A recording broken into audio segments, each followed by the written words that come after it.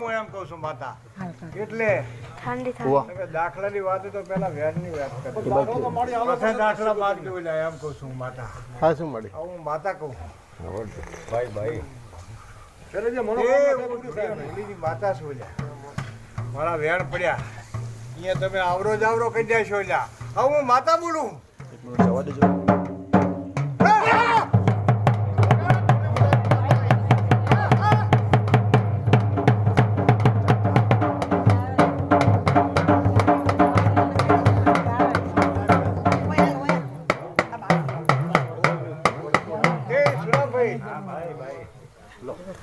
ભાઈ ભાઈ મને જયારે તમને દગ પડ્યું હશે હે દગ પડ્યું હશે ને ભરતભાઈ હે કેવું દેખાયું રખડતા કરી નાખ્યા એવું દેખાયું.